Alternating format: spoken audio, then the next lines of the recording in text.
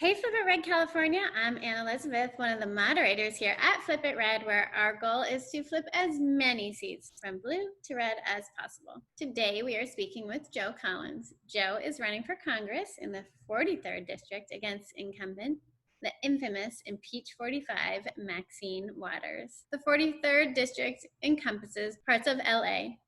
Joe is a refreshing candidate who has the ability to give Maxine a run for her money. Joe, born and raised in South LA, is a retired Navy officer of 13 years. And Joe is a licensed financial professional and certified counselor for rape and sexual assault victims. Wow, amazing. And in your bio, you state that you will uphold the Constitution of the United States of America and promote fair treatment, equality, and respect for all citizens of our great country.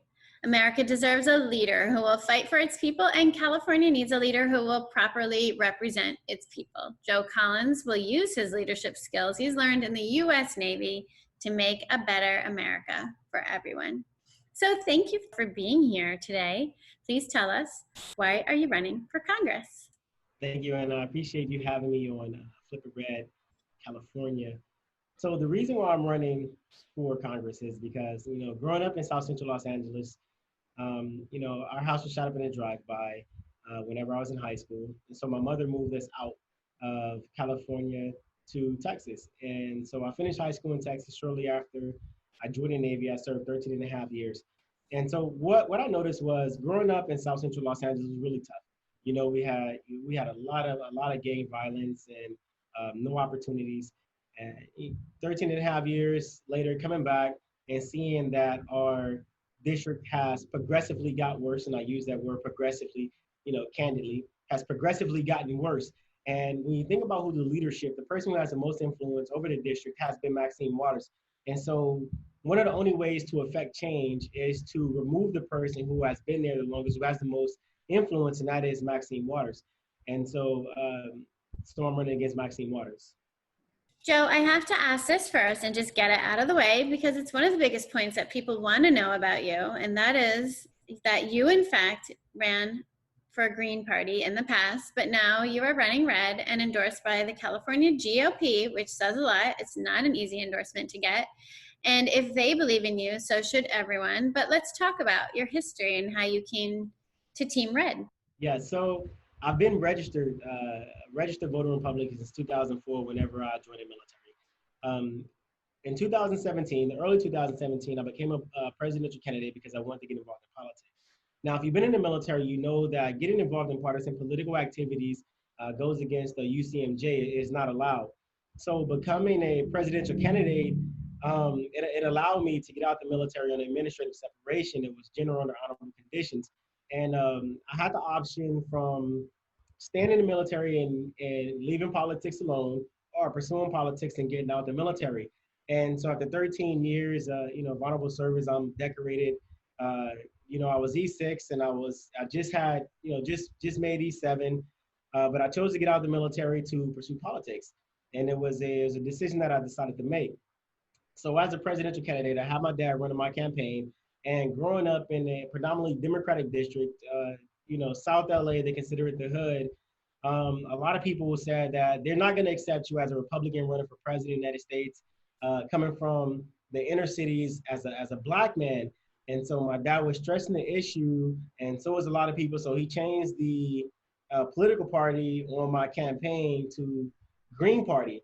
And he insisted. And so I was like, fine, I'll check it out. And the Green Party, they're against the military. They want socialized healthcare, and they're against the Second Amendment. And these are things that I absolutely do not agree with, not even 100%. I agree that we need a military. I love my guns. I'm not getting rid of any of my guns. And, I'm against socialized healthcare. I like my private insurance. It's cheaper, it's better. I get to see my doctor whenever I want to.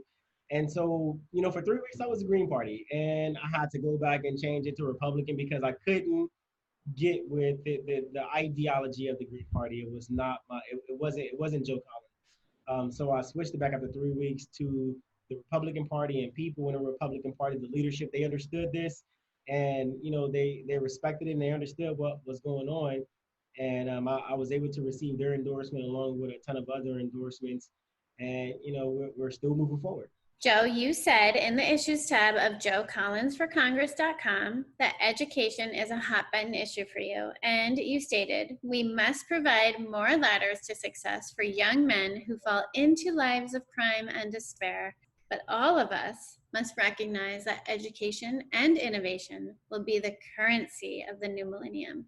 What do you mean by this? Well, what I mean by that is if you notice in California, education has, again, progressively gotten worse. We're ranked number 47 to 48 in the entire country when it comes to education. Now, one thing that I believe is that if we have a poor education, our children or our young adults are not able to have the same opportunities as everyone else because our education is so bad. One thing that California has been very effective at doing, that's removing needed programs from our schools, like auto shop or technology classes, things that people would benefit from not having a degree, but they can make a comfortable living. And when you look at our education program, 78% graduation high school graduation rate. We have a 22% college graduation rate.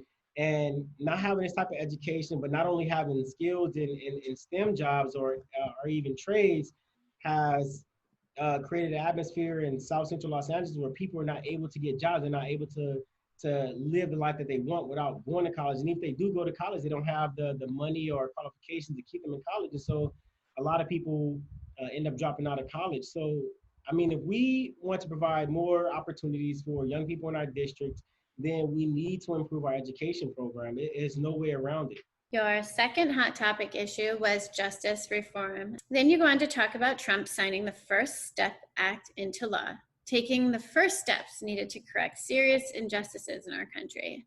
Actually, it was Biden who wrote the law in place that incarcerated more Black men than any other law in history, which Trump undid. First Step stands for formally incarcerated, re-enter society, transformed, safely transitioning every person.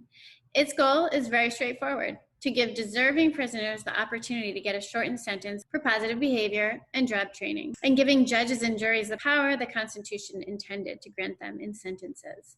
Yeah, it's definitely important. And so what I meant by that was, I mean, it's no secret that there has been tons and tons of laws that have been passed that are used to influence mass incarceration on minority communities, which just so happen to be the poor communities. I mean, Joe Biden wrote the 94 crime bill, which absolutely encouraged the mass incarceration of Black people. I mean, like if you read the bill, it specifically says that people of certain colors or certain ethnicities, if you look like this, dress like this, and you're in this neighborhood, are you doing this? Or if you're in a neighborhood where a crime may or may not have been committed, then you could fit the description, which gives the law enforcement probable cause to arrest you, whether you did or did not do anything. And when you talk about the judicial system as a whole, I mean, it encourages also for judges to penalize different crimes, regardless if they were,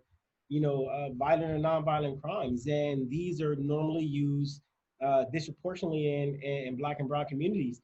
But the president did sign into law the First Step Act, which is a great law. It allows for people who are not nonviolent, who are nonviolent offenders, and well, without the exception of rapists or sexual offenders, to be able to get out of prison early. And I thought that was a really great thing. One of the biggest issues that we have in the United States is over policy making. And now I was talking to my family members because they, a few of them still don't like the fact that I support, President Trump. And I talk to them and they say, well, he's racist, this, that, and the other, so I'm going to vote for Joe Biden.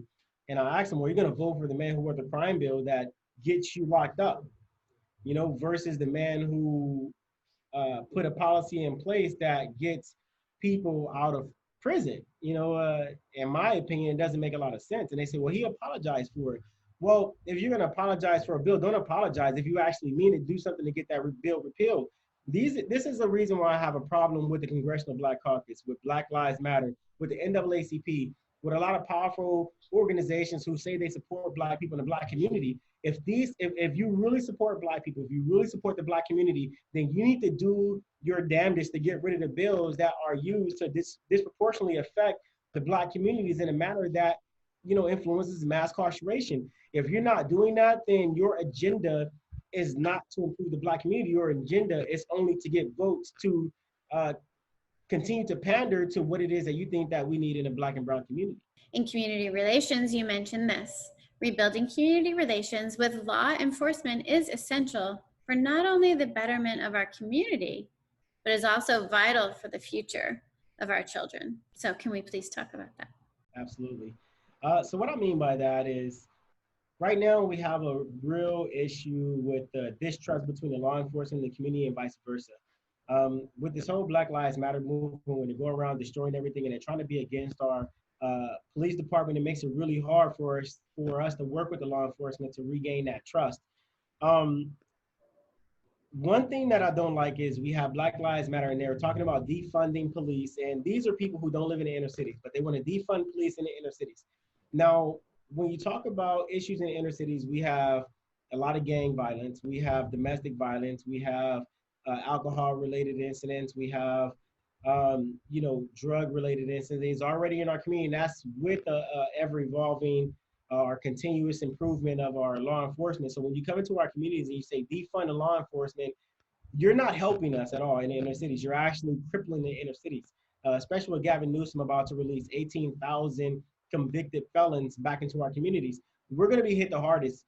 We're going to be overrun with more gangs. We're going to be overrun with more drugs. We're going to be overrun with the people who are already convicted violent felons back into our communities, killing people. And, we need that law enforcement. The same things that people in rich neighborhoods are afraid of, people in poor neighborhoods are afraid of the same thing. The only difference is the amount of economic development that we have.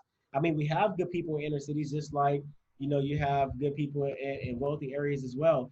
So I think that when you talk about these type of things, like the first thing that comes to mind is defunding the police, and I'm absolutely against that. We need to start rebuilding a relationship between the law enforcement and our communities. One of the other biggest issues that we have is the law enforcement that are patrolling in the inner cities are not from the inner city, so they do not understand the social construct of an inner city.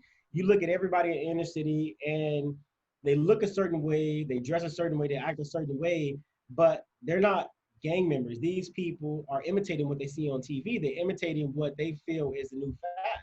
And when you take that imitation of a new fad and you bring an officer who are not from that area and you get them involved in that new fad, they would assume that everyone in the inner city are gang members because of the way they look.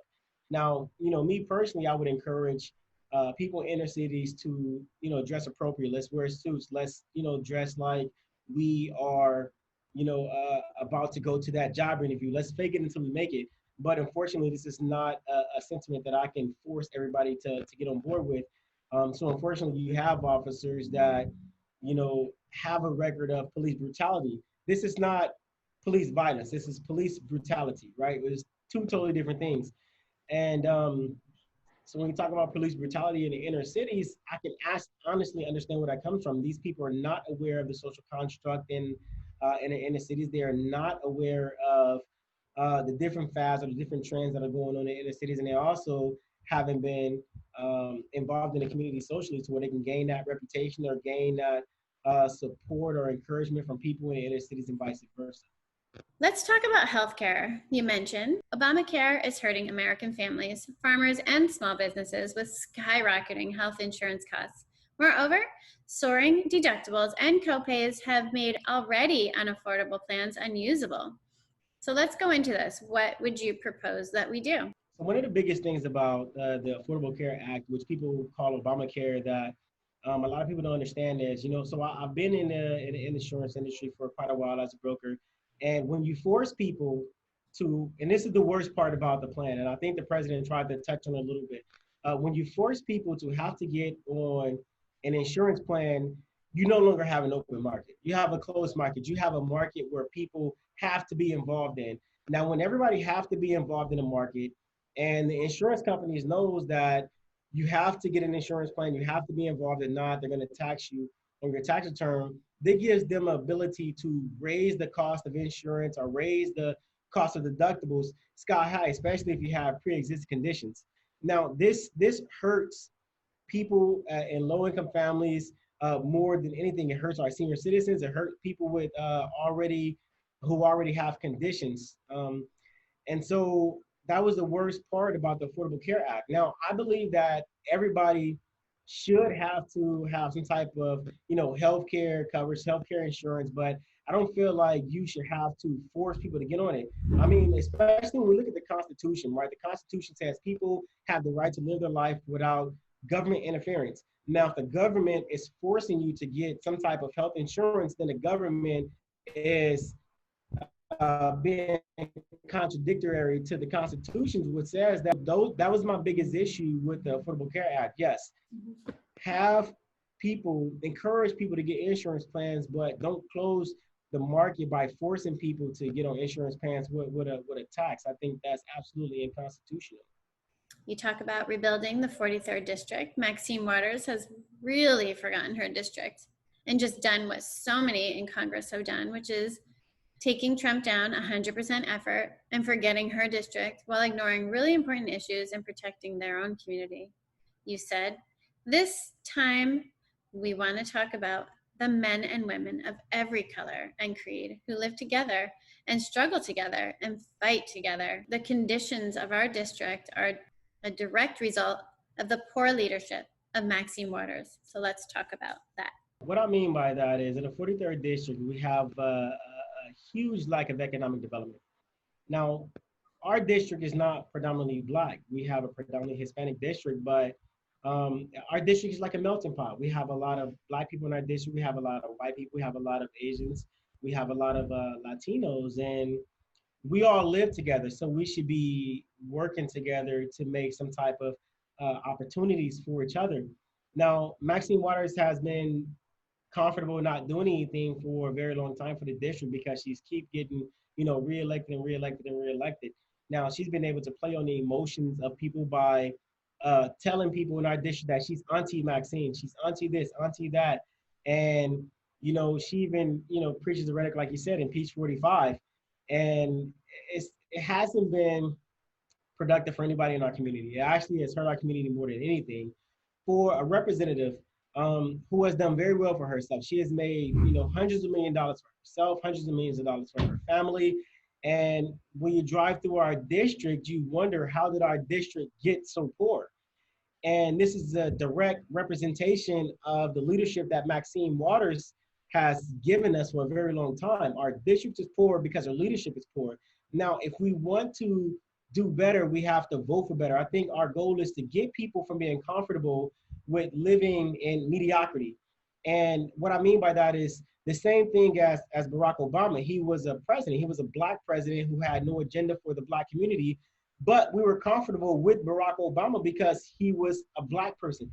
I think that we in the 43rd district and we as Black people across the whole entire United States need to stop being comfortable with allowing Black representation to represent us without doing anything for us. We have to continue. We have to start holding these people accountable. We have to force them to do the job that we elected them to do. And that includes economic development. That includes bringing quality jobs. That includes improving our education system. That includes making sure that we have laws that are not beneficial for the Black and brown community removed and replaced with better laws that can be used to improve the situation that we're in. I want to touch on taxes. California is ridiculous. You want to cut taxes 95% for working families, which is truly unbelievable. But you have great ideas. And as a matter of fact, I was so impressed by your suggestions for taxes, such as rewarding Americans for their hard work as stated, but also instead of offering tax breaks to companies shipping jobs overseas, we offer them to companies creating jobs here at home. And it was a unique perspective. So let's talk about taxes and your plan. So when it comes to taxes, I think California is the worst. Before we tackle national taxes, we have to tackle the taxes in California. California represents the majority of business in California are, I don't want to say mom and pop shops, but they are homegrown businesses. These are family businesses, and they don't get the benefit of enjoying the tax breaks that we have. And so with Gavin Newsom imposing more and more taxes, I know we're about to get another 6 cents gas tax included on top of the other three gas tax that was passed last year. And you have to think, what is these gas taxes for? The last he said, well, we're going to build a rail system from Northern California to Southern California. We haven't seen any efforts in that rail system. You have property tax, you have payroll tax if you have a business, you have split road tax if you have a business, you have gas tax, you have all of you have over 38 different taxes that was imposed on the state of California and California residents just by living in California, having a conglomerate of Democrats representing us.